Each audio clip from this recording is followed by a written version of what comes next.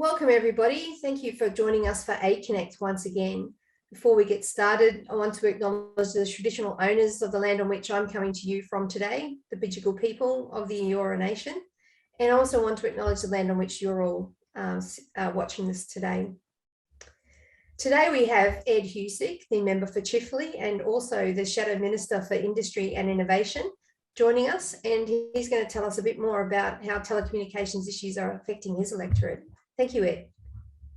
Thanks, Teresa. And can I just say thanks for the chance to speak on some of the big issues that affect communities in my part of Western Sydney, in the area that I represent, called Chifley, the electorate of Chifley, especially that whole issue of the digital divide. And it is good to be able to have the chance to speak with you all today and to talk on issues I care deeply about on behalf of the people I represent. But at the outset, I just want to acknowledge that I am speaking with you all from Darug land, and I wanted to pay my respects to elders past, present and emerging, and to acknowledge their custodianship of the land here in this part of Western Sydney.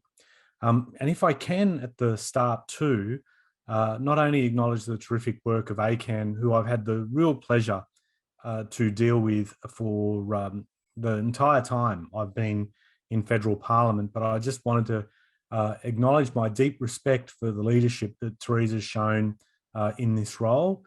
Teresa, there may not necessarily be people that know you by name in my part of Western Sydney, but they certainly know and would benefit from the impact of your work and the contributions that you made in this role. And as I've said to you previously, I was kind of shocked to see your departure. I know that sounds weird after 11 years of serving, or over a decade's work in that role, but it's still something that I've always valued, and I think a lot of people have well regarded your advocacy, the passion that you've brought to this role, because it really does mean something to the day-to-day lives of people in my part of Western Sydney. So thank you very much for everything that you've done. As I said, I've worked with ACAN on multiple occasions, be it through parliamentary inquiries or in respect of shadow ministerial policy, but also, as I said, on local levels affecting the people within the electorate of Chifley, and having spoken with ACAN as well on digital divide issues that I have deep concerns about, and I look forward to continuing that dialogue with ACAN. The COVID pandemic has presented unique challenges to us as a society in ways that we've never had to really face before, both in terms of the health response, but also in how we use technology. Digital technology has become even more important to Australian businesses. In fact, the other day, talking with a local chamber of commerce, the thing that stood out in the conversation is the number of times the phrase digital transformation was used, which normally I would be familiar with hearing that phrase with a lot of the bigger, larger businesses that operate in this country. But smaller businesses, SMEs in my area, get that is going to be crucial to their longer term success. However, it has become apparent that in terms of the way in which networks operate is not necessarily uniform in quality, and that there are variations in support and quality across particularly outer urban and regional areas. And this, through the course of the pandemic, and especially during lockdown, it has exposed the widening digital divide between those who have access to technology and those who don't.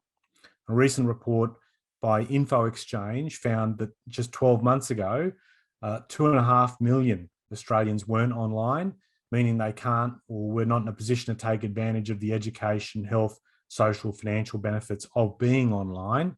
And this large proportion of the Australian population is made up of three of the most digitally excluded groups: low-income households, people aged over 65, and also those with lower levels of formal qualification. And these are individuals who are most at risk of being left behind. And with all government services planned to be available by 2025, it's so important that we ensure that no Australian is left offline. And we've begun to see the impact of government services being shifted online, and the impact of that on local communities. My office, for example, here in area areas that stretch from west of Blacktown through to Mount Druitt, we constantly get calls from constituents who, for example, can't access MyGov or Centrelink online, have spent hours on the phone trying to get a hold of someone and are at their wits' end by the time they reach our office. These people either don't have the tech or haven't been given the opportunity to learn the skills required to navigate government portals, and as a consequence, either have to try to visit a Centrelink in the middle of a pandemic or just give up. And that's not really an acceptable outcome at all. This is also at a time where we're seeing reduced capacity in terms of the government's ability to deliver services in traditional face-to-face models. So I think the images we've seen of people being forced to wait in queues that wrap around blocks of where local Centrelinks are situated at the start of the pandemic because people weren't able to access government support online. That was one of the most striking initial images that came out of the pandemic. And this is at a time where lots of people were out of work due to the pandemic and they couldn't access payments or support directly. Similarly, with the ongoing humanitarian crisis in Afghanistan, a lot of people have contacted my office trying to get their family members out of the country. But again, the government's pushing people online to process applications or apply in the first instance. There are no numbers readily available where people could call to get faster outcomes or assistance with applications, and at the same time, Home Affairs shut their doors to walk-ins due to the pandemic. So individuals left with little option, but to try to find a way to go online and navigate through that maze of the application process. The next challenge I see facing many members of the Chifley community is in accessing their proof of vaccination when we're finally able to reopen, and people saying that it's very difficult to be able to access the MyGov process of transferring that onto digital wallets. So Chifley's in the Blacktown local government area, which has been classified as an LGA of concern or as a lockdown LGA, which means it's important that people do have ready access to their proof of vaccination if they want to be able to move for work or any other activities that have been promised when restrictions start to ease. But again, my office has been fielding more and more calls from people that don't have an online MyGov account, who don't have a smartphone, don't know where to get a paper copy of proof of validation or vaccination, I should say, mailed to them.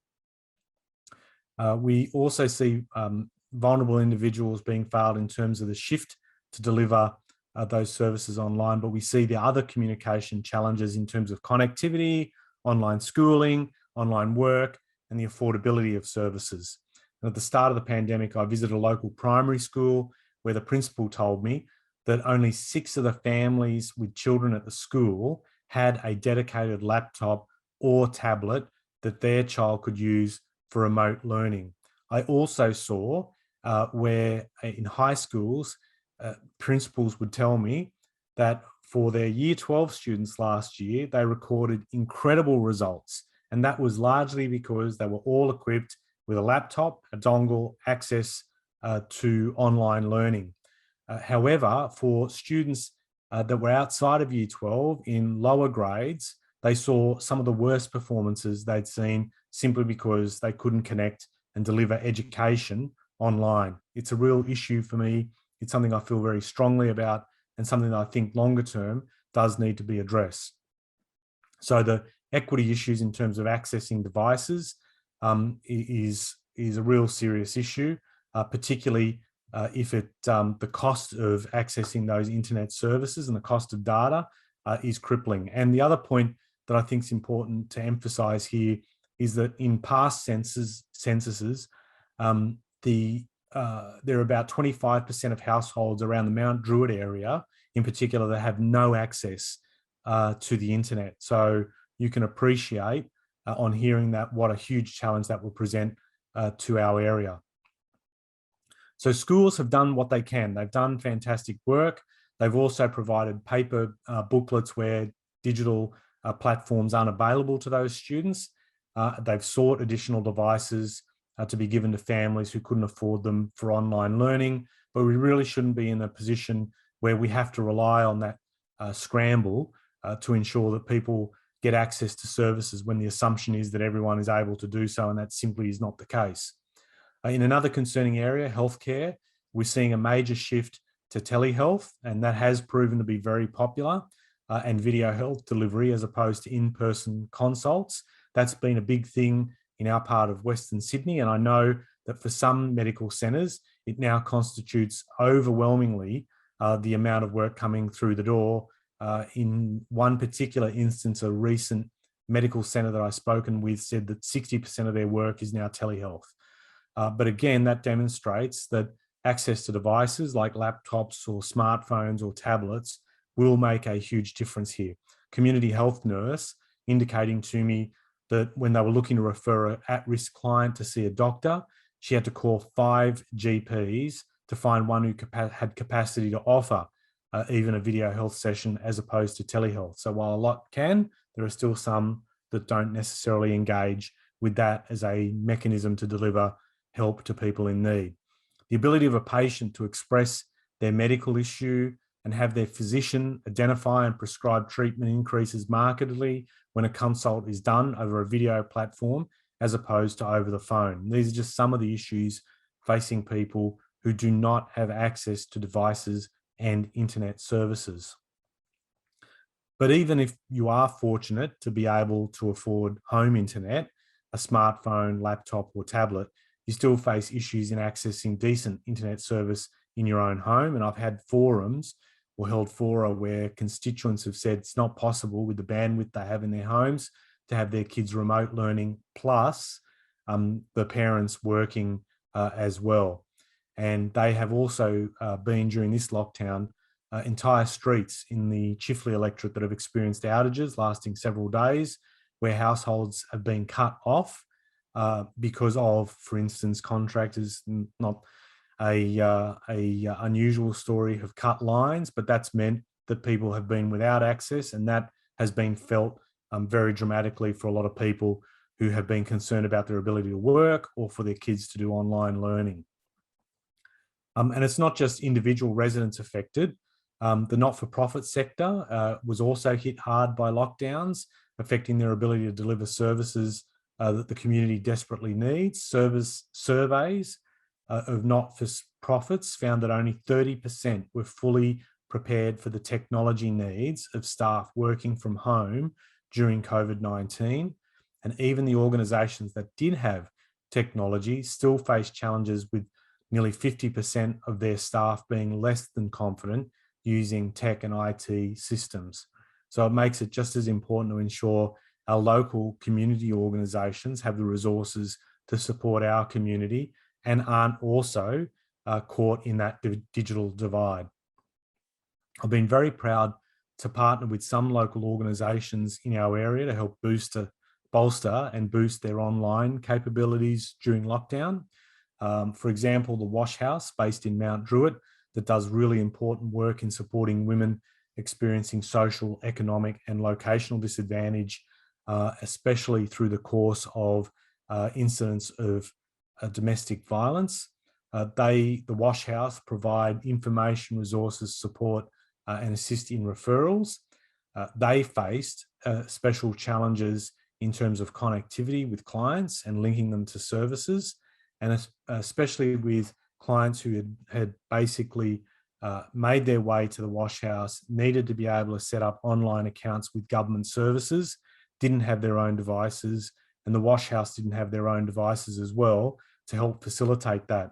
So I partnered with Corporate Australia to ensure that where they could, as part of their programs to support communities, that they helped out the Wash House, and they did, in actual fact, in just recent weeks, help work out a system where they were able to provide a range of tablets and smartphones that could be used on site by people that were experiencing enormous stress and hardship through domestic violence, be able to set up alternative services independently of partners that they were fleeing. And that was a huge thing. But yeah, these are things that could be done in small moments. It's meant a lot to an organisation like the Wash House, but it does highlight that we may not necessarily be in a position to do that for all other organisations that are trying to help people in very sensitive or difficult circumstances. And again, it also is a reminder that not everyone has access to either the hardware or the ability to navigate the software, or has the wherewithal or financial support to be able to manage the costs that come with accessing data as well. So those are some of the challenges that I wanted to let you know about in my area. I think that government and business, and particularly in the telecommunications sector, can play a positive role in trying to bridge that digital divide. It is going to take some time, and it is going to take investment, and it is also going to take, beyond that, a commitment that doesn't just involve throwing money at the situation, but rather mobilizes people and resources to make that a reality.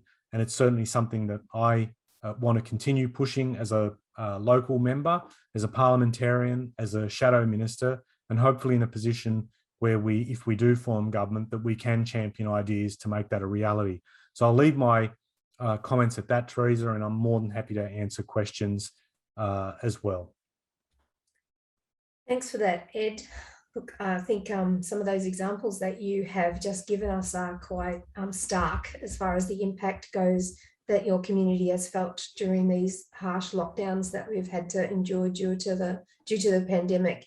And I think that one of the things that I have felt so strongly during the last year and a half has been that our work on trying to get broadband services more affordable has not been concluded or more effective in the short term. And as a result of that, we've really seen that unlike our slogan, "No Australian Left Offline," we've actually seen the harsh reality of exactly who has been left offline and the impact of that. So I just wonder if you could tell us a bit more about the impact of the cost of communication services on your community.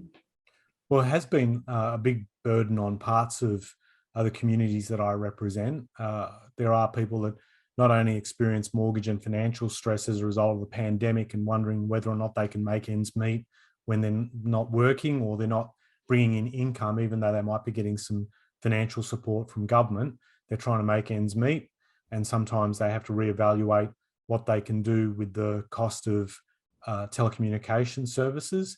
There have been some efforts made by some telcos, for example, through the concept of data donation by others don't use them and are willing to participate in such schemes and then directing them to people in need. I think that's really good, but it does point to the fact that there are large swathes of the community that will find it difficult to be able to get access. And we need to think through what are the other mechanisms that will be available to allow particularly vulnerable communities to be able to get access. So I do think it's important that affordable, reliable services will mean that communities can stay connected and that they're not forgotten or left behind. And it is also a reminder to governments in their pursuit, understandably, to get a lot more services online. It's something that I advocate and have either as a parliamentarian or in a shadow ministerial capacity. We do need to see government deliver services online, but they need to remember it's not always uniform with respect to access, either because of issues with affordability of hardware, with the plans that support the mobile plans that support the use of that hardware on telecommunication networks, and also the issues of skill and whether or not people have got the ability to navigate and the wherewithal to have people show them how to actually use online services. And I know you've talked already a lot about how the lockdown has impacted on the digital divide, but just wondering, do you think that the digital divide has actually been made worse by the pandemic, and whether in fact you have any ideas on how to fix that? I absolutely do think it has worsened the divide. It's made that gulf wider. It's put a lot of pressure because of some of the other issues around where you've had networks under pressure because of a lot more people working from home, and those networks weren't configured necessarily to have high levels of usage and patronage through the day, where assumptions reasonably would have been made that networks, you'd have a shift of demand where people go into an office, into CBDs or businesses or whatever, and not necessarily require that from home. So you've had local networks under pressure, you've had financial pressure that's been put on people, and it has been hard for people to be able to access services, and where they haven't been able to access them, then wondering how they can do the face-to-face, usual face-to-face provision of service, and that's not necessarily been available. So it's been very frustrating for a lot of people. And in terms of how that can be done, I do think that some of the stuff that has been done previously in providing support on the ground to help people learn how to use devices now and how to be able to access government services is really important. Supportive groups that are already doing this, and I've got groups in my area, like for example, Computer Pals, that operates in the Chifley electorate, teaching especially people over the age of 65 who haven't had access to computers in the past to be able to learn that. But it's not just been them. They've actually, some of the stories that have been impressed on me, Teresa, have been people that are in younger age brackets, in the 40 to 50-year-old age brackets, that will walk in saying, I don't know how to use a PDF. What is it? So there's been that issue. And I do think that there need to be, in particular, plans that can be drawn up by telcos in terms of data plans that can help people on lower incomes be able to still access data in a way that will ensure that they're not left behind. And anything that telcos can do, and I think they're open to the discussion. The test will be how to make that happen. And I think we do need to find a way for that to do. So there is that. And if there are particular circumstances where people are in trouble, as I said before, people fleeing domestic violence, what can we do to be able to provide support for people in those instances are really important. And I think that there are some things that can be done there. And obviously, with telecommunications infrastructure, the longer term test will be that if we do now have a hybrid work situation where a lot more people are working from home, being able to ensure that networks in communities are able to meet that demand will be critical as well. Yeah, we've certainly seen some research from SACOS about the working poor and how difficult it has been for them to continue their jobs during this time because they haven't had an affordable service. So yes, I think you're absolutely right there. So just finally, what is your vision for communication services in the lead up to the next federal election? So a lot of this will be shaped by our Shadow Minister for Communications, Michelle Rowland, who I know that you work quite closely with. So I will, obviously encourage you to continue that dialogue with her, and as we release policy leading into the election. I know this is an issue that is high on Michelle's mind. I've spoken with her about issues relating to communities that I represent. So it is something that we do think about. I do think, as I said a few moments ago, what we can do to help, for example, with respect of the reliability of networks in certain areas and ensuring that they are now able to manage this altered way in which data is accessed through the course of a day that hasn't necessarily been the case before. I've had a lot of people raise with me in my area, for instance, access to mobile networks and mobile broadband. It's still patchy in areas. The issue of access or having signals and the reliability of signals in home has been an issue. I know that there is a lot of hope that 5G networks will be able to deliver a better level of service to people. So as the network rolls out, it will be interesting to see how that happens as well. Being able to skill people up is really important. And I think that has to be addressed with, as mentioned before, having either on the ground or delivery mechanisms elsewhere. And affordability is going to be really important too, longer term, and working with the telecommunications sector to ensure that vulnerable communities or in particular subsets, groups that are in areas of high need have access to services, and they're not caught in the worst part, the most narrow and deepest part of the digital divide is going to be really important as well, I think. Thanks very much for your time today, Ed. That's been very interesting. Thank you. And thanks again to ACAN for letting me be part of this. And thank you again for your advocacy through all the different groups that you work with. and the work that you do in particular in Canberra to ensure that people are conscious of these issues. We need voices out there, and I'm very grateful for the quality and the strength of ACAN's voice in this type of discussion. So thank you very much. You're welcome.